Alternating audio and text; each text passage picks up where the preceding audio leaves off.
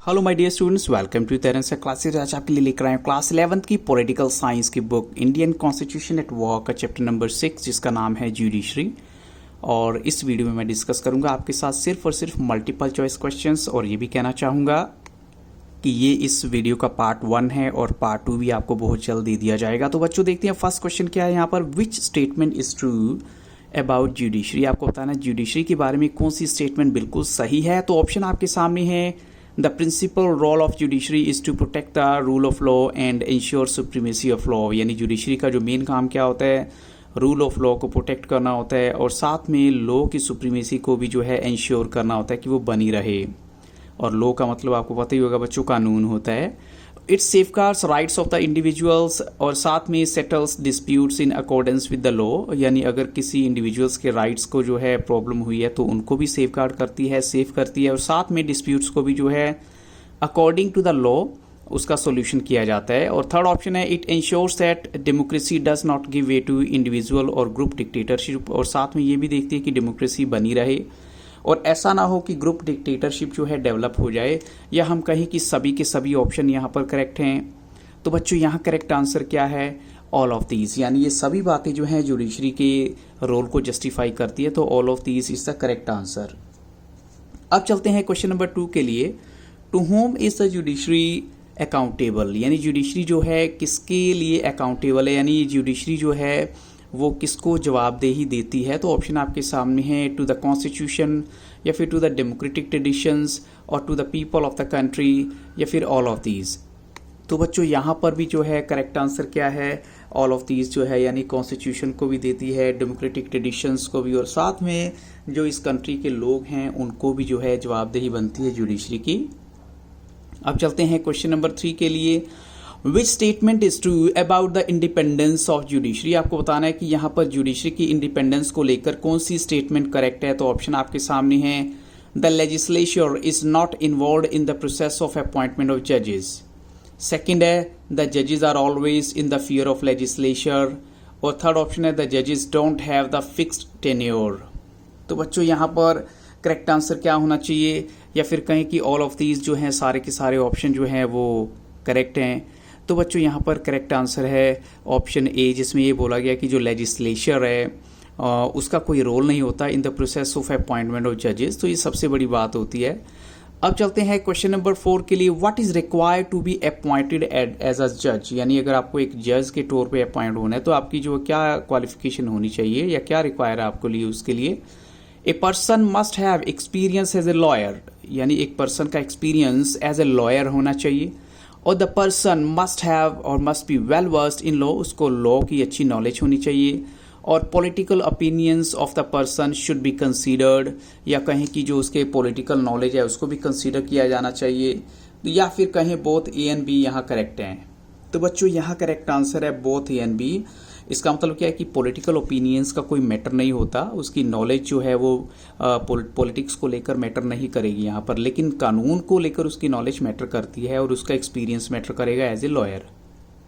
अब चलते हैं question 5। What is the tenure of a जज। एक जज का जो टेन्योर होता है, टाइम पीरियड होता है, वो कितना होता है। तो यहाँ ऑप्शन है, he remains in his office till the ruling government works, और he is appointed for 5 years, और he has a fixed tenure, और he is appointed for 10 years। तो बच्चों यहाँ पर करेक्ट आंसर क्या होना चाहिए। यहाँ करेक्ट आंसर है जो आपका एक फिक्स टेन्योर है वो है ऑप्शन सी। यानी उसका एक फिक्स टाइम पीरियड है और वो उसमें मेंशन किया जाता है कितना टाइम पीरियड उसको यहाँ रहना है। अब चलते हैं क्वेश्चन नंबर 6 के लिए। What was the convention about the appointment of chief justice of India. यानी चीफ जस्टिस ऑफ इंडिया को लेकर क्या कन्वेंशंस जो हैं वो चली हुई थी। तो ऑप्शन है, द सीनियर मोस्ट जज was appointed as the CJI यानी चीफ जस्टिस ऑफ इंडिया। या कहीं the favourite candidate of the ruling party was appointed as CJI। The richest जो है रिच पर्सन हैं, द रिचेस्ट पर्सन जो है उसको अपॉइंट किया जाता था CJI। या फिर हम कहीं लास्ट ऑप्शन है, द नॉलेजेबल पर्सन जो है उसको CJI अपॉइंट किया जाता था। तो बच्चों यहाँ करेक्ट आंसर क्या है। तो करेक्ट आंसर बनेगा आपका ऑप्शन ए, जिसमें ये बताया गया कि जो सीनियर मोस्ट जज है उसी को chief justice of India appoint किया जाता है और किया जाता था पहले भी। अब चलते हैं क्वेश्चन 7 के लिए। When was the convention of appointing the senior most जज वाज ब्रोकन, यानी पहली बार ऐसा कब हुआ कि जो सीनियर मोस्ट जज को अपॉइंट करने की जो कन्वेंशन है उसको तोड़ा गया। ऑप्शन आपके सामने है। इन 1974 A.N. Ray was appointed as Chief Justice of India, superseding 3 senior judges.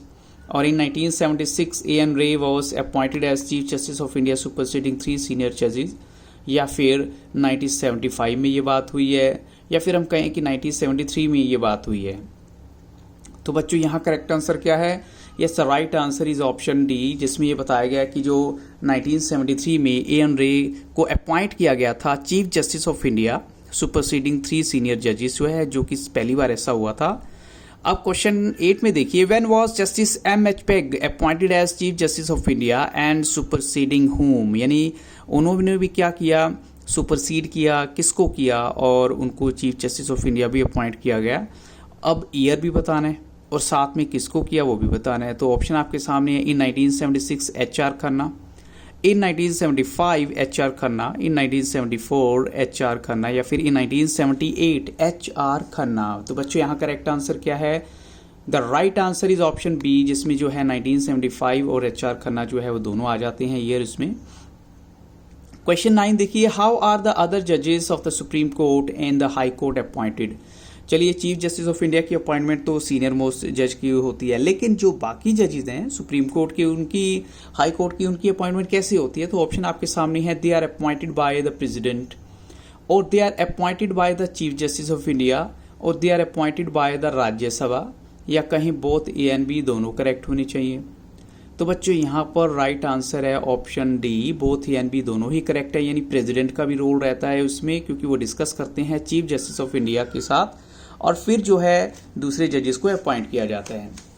Question 10 में देखिए, which principle has been made by the supreme court in making recommendations for appointments. कौन सा प्रिंसिपल जो बनाया गया है सुप्रीम कोर्ट के द्वारा ताकि रिकमेंडेशंस ली जाए अपॉइंटमेंट के लिए? तो ऑप्शन उसके नाम है the principle of seniority, the principle of collegiality, the principle of merit, the principle of knowledge. तो बच्चों यहाँ करेक्ट आंसर है द प्रिंसिपल ऑफ कॉलेजियलिटी, जो कि उन्होंने एक ऐसा प्रिंसिपल बनाया है जिसमें आप देख सकते हैं कि जो आपके साथ के लोग हैं और जो सीनियर होते जा रहे हैं उनको आगे बढ़ने का चांस दिया जाता है। क्वेश्चन 11 है, ए जज ऑफ द सुप्रीम कोर्ट और high court can be removed only on what ground. उसको जो है अगर उसकी पोस्ट से हटाना है तो उसका जो है क्या क्राइटेरिया है? प्रोवन मिसबिहेवियर, या फिर इनकैपेसिटी, या फिर कहीं लालच, या फिर कहीं बोथ ए एंड बी दोनों करेक्ट हैं। तो बच्चों यहाँ पर करेक्ट आंसर है बोथ ए एंड बी, यानी अगर उसने मिसबिहेव किया है, या इनकैपेसिटी यानी उसमें जो है वो टैलेंट नहीं है, उस सिचुएशन को हैंडल करने में सक्षम नहीं है। अब चलते हैं क्वेश्चन नंबर 12 के लिए। On ground of proven misbehaviour और incapacity what is the next step to remove him from his seat. चलिए, आपको मिसबिहेवियर भी मिल गया, उनका इनकैपेसिटी भी मिल गई, उसके बाद नेक्स्ट स्टेप क्या होता है उनको रिमूव करने का? तो ऑप्शन आपके सामने है। A motion containing the charges against the जज must be approved by special majority in both the houses, यानी लोकसभा और राज्यसभा की दोनों की मेजोरिटी में ये सब कुछ किया जाएगा, फाइनल किया जाएगा। या फिर a motion containing charges against the जज must be approved by the president, या फिर जो है इसको अप्रूव किया जाता है प्राइम मिनिस्टर के द्वारा, या फिर जो है ए मोशन जो है कंटेनिंग चार्जेस अगेंस्ट अ जज must be approved by the chief ministers of states.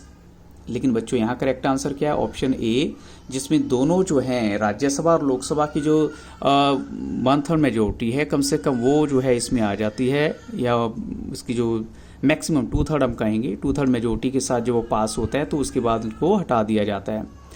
Question 13 में देखिए, when was the first ever motion to remove a supreme court justice was signed by 1/8 members of parliament. ऐसा कब हुआ था कि 1/8 जो members हैं पार्लियामेंट के उन्होंने जो है साइन किया था एक सुप्रीम कोर्ट के जज को हटाने के लिए? ऐसा कब हुआ था पहली बार? तो ऑप्शन है 1990, 1991, 1993, 1995। तो यहाँ करेक्ट आंसर क्या है? Is right answer is 1991। अब चलते हैं क्वेश्चन नंबर 14 के लिए। Who was accused of misappropriating funds, यानी किसके ऊपर दोष लगाया गया कि उन्होंने फंड्स को जो है मिसअप्रोप्रिएट वे से यूज़ किया है? तो ऑप्शन आपके सामने है justice Ramaswami, the chief justice of Punjab and Haryana high court, या फिर कहें justice H.M. Begg and chief justice of Punjab and Haryana high court, जो कि पंजाब और हरियाणा हाई कोर्ट के थे, और जस्टिस K.D. खन्ना जो कि chief justice of Punjab and Haryana high court है, या फिर जस्टिस आर के मिश्रा जो कि चीफ जस्टिस है पंजाब और हरियाणा हाई कोर्ट। तो बच्चों यहाँ करेक्ट आंसर है ऑप्शन ए जस्टिस रामास्वामी जो है, जो कि चीफ जस्टिस थे पंजाब और हरियाणा हाई कोर्ट के, उनके ऊपर जो है मिस अप्रोप्रिएटिंग का जो है दोष लगाया गया था। क्वेश्चन 15 देखिए, what is the special feature of the structure of judiciary in India. कौन सा स्पेशल फीचर है जो स्ट्रक्चर की बात करे जुडिशरी की इंडिया में।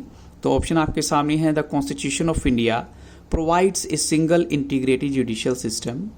सेकेंड है, India does not have state courts unlike some other federal countries of the world. और थर्ड ऑप्शन आ जाता है, the structure of the judiciary is pyramidal with the supreme court at the top. और last में आता है कि all of these. और बच्चों यहाँ करेक्ट आंसर क्या होना चाहिए, इस द राइट आंसर इज सभी के सभी ऑप्शन जो है वो करेक्ट हैं, क्योंकि इंडिया में क्या है सुप्रीम कोर्ट ही टॉप पे रहती है, बाकी जो सारी कोर्ट्स हैं उसी के अकॉर्डिंग काम करती हैं, और कोई सेपरेट स्टेट कोर्ट्स भी नहीं है दूसरी फेडरल कंट्री के तरह जैसे इंडिया में, ऐसा कुछ नहीं है। अब चलते हैं question number 16, who defines the functions and the limitations of the supreme court. आपको बताना है कि जो फंक्शंस हैं और लिमिटेशंस है सुप्रीम कोर्ट की वो कौन डिफाइन करता है। तो ऑप्शन आपके सामने है, prime minister, president, constitution, the parliament. तो बच्चों यहाँ करेक्ट आंसर है कॉन्स्टिट्यूशन, यानी कॉन्स्टिट्यूशन जो है सुप्रीम कोर्ट की जो हर एक बात को नोटिस करता है, इनफैक्ट कॉन्स्टिट्यूशन के द्वारा ही सब कुछ फॉलो किया जाता है।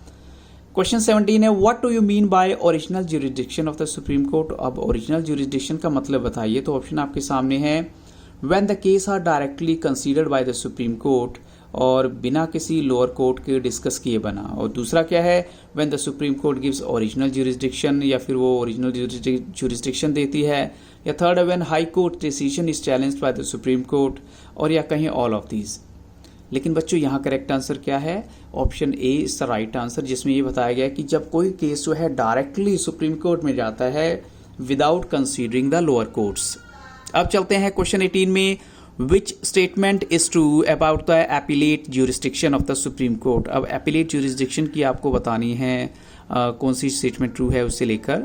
The supreme court is the highest court of appeal, और a person can appeal to the high court against the decision of the supreme court, और a high court must certify that the case is fit for appeal to the supreme court. या फिर हम कहें option A and सी दोनों correct हैं। तो बच्चों यहाँ पर करेक्ट आंसर है ऑप्शन ए एंड सी, यानी सुप्रीम कोर्ट जो है वो टॉप मोस्ट कोर्ट होती है जहाँ आप अपील कर सकते हैं। और सेकंड है कि हाई कोर्ट इस चीज़ को सर्टिफाई करती है कि ये केस अपील करने के लिए है या नहीं है सुप्रीम कोर्ट में, इसलिए करेक्ट आंसर है D option both A and C. अब चलते हैं question 19, which article of the Constitution provides that the Supreme Court shall have power to review any judgment pronounced or ordered by it। अब देखिए ऐसा कौन सा article है कॉन्स्टिट्यूशन का जिसमें ये बताया गया कि अगर कोई सुप्रीम कोर्ट ने जजमेंट दी है तो उसको रिव्यू कर सकती है, एक बार देख सकती है। Shall have the power to review, review का मतलब क्या होता है, उसको दोबारा से देखना एक बार। तो ऑप्शन आपके सामने है article 136, article of the constitution 137, या आर्टिकल 134, आर्टिकल 133। तो बच्चों यहाँ पर करेक्ट आंसर है आर्टिकल 137 जो है option B is the correct answer. अब चलते हैं क्वेश्चन 20 के लिए, which article of the constitution states that all authorities, चाहे वो सिविल हैं या जुडिशियल हैं, in the territory of India shall act in aid of the supreme court. यानी यहाँ पर बताना है कि कौन सी जो है कॉन्स्टिट्यूशन की आर्टिकल कहती है कि जो भी स्टेट्स अथॉरिटी या जितनी भी अथॉरिटीज़ हैं, चाहे वो सिविल हैं, जुडिशियल हैं, वो टेरिटरी ऑफ इंडिया में हैं और वो सुप्रीम कोर्ट की साथ ही चलेंगी, काम करेंगी मिलकर। तो ऑप्शन आपके सामने है आर्टिकल 144, आर्टिकल 147, या फिर आर्टिकल 149 या आर्टिकल 152। तो बच्चों यहाँ पर करेक्ट आंसर क्या है, आर्टिकल 144। और बच्चों इन्हीं क्वेश्चंस के साथ इस वीडियो को यहाँ स्टॉप करूँगा। I hope so these questions will help you lot. और अगर अभी आपने मेरे चैनल की प्लेलिस्ट को विजिट नहीं किया तो जरूर कीजिएगा, वहाँ पर आपको क्लास 11th की इंग्लिश का भी कंप्लीट मटेरियल मिल जाएगा। So thank you really very much for watching Taran से classes and have very nice day.